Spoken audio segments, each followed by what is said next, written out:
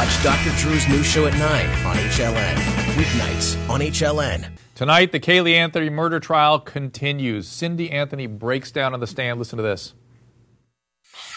And I overheard her tell me that Caylee had been gone for 31 days and that Zanny had taken her. I told you my daughter was missing for a month. I just found her today, but I can't find my granddaughter. And she just admitted to me that she's been trying to find her herself. There's something wrong. I found my daughter's car today, and it smells like there's been a dead body in the damn car. Jane Velez-Mitchell, do you think there's any chance Cindy is so desperate to believe her daughter is innocent that she's buying the pool theory, or is she just covering something up?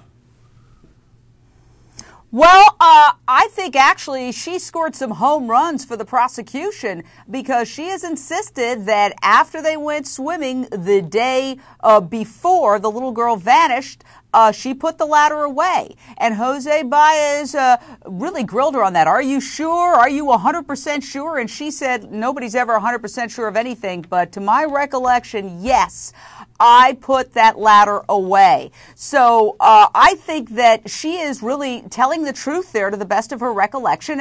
And I think it's a sign that, yeah, she doesn't buy this idea that her husband, unbeknownst to her, found the child drowned and picked the baby up out of the pool and then covered it all up. I think she's been forced to choose between believing the defense, which wants to point the finger at the husband and call him a molester and a cover-up artist, and defending her daughter. And she's trying to dance this fine line. And it's a tightrope. And she falls off it every so often. But I do feel that ultimately she is committed to herself to try to stay as close to the truth as she possibly can.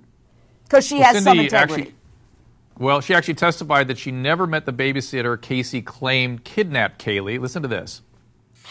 What did Casey tell you about Zanny the nanny? She didn't call her Zanny the nanny, by the way. She called her Zanny, and she said that that was Jeff's girlfriend and that they lived in the same apartment complex. And you had no idea that Zanny was not a real person?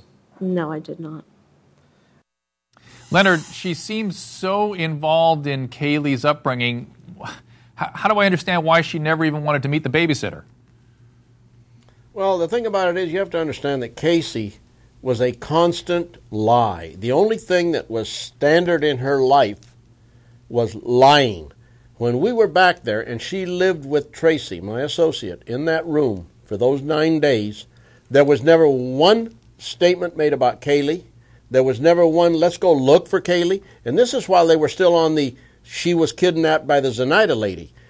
There was never any mention like that. It was always like she was the cruise director on a tour ship. Casey is insane and was probably born that way.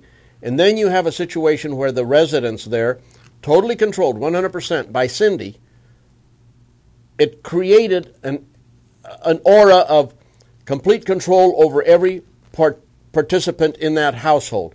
When Judge Belvin Perry said that she was probably planning on why wasn't she planning on killing the parents? He was probably pretty close to the truth because she kept telling people that her and Amy Huizenga were going to end up with a house. She kept saying it was as a result of a divorce, but there was nothing like that going on at the time. So don't be surprised if it wasn't the parents that were going to be dead and then she would inherit the home. Casey's totally insane. People don't want to understand that. All right, well, totally insane. Jane, I want to go back to you. Totally insane is not a specific diagnostic category.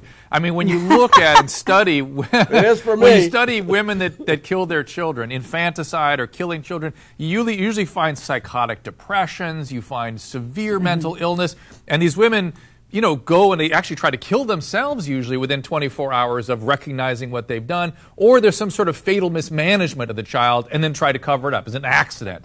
But I mean, sure. What are we looking at here in this woman? And then, of course, what's alleged here is sexual abuse and some sort of personality disorder where she doesn't know right from wrong. But what really do you think we're talking about here? Yeah, you make an excellent point, Dr. Drew, because in the case of, for example, Andrea Yates, who drowned her children, she was found to be very, very psychotic and found not guilty by reason of insanity. That's very different here. It would appear that Casey knows right from wrong. So forget about the insanity defense. That ship has sailed, and she chose to lie. We don't like to believe as human beings that somebody can just be evil, can be rational, sane, and evil.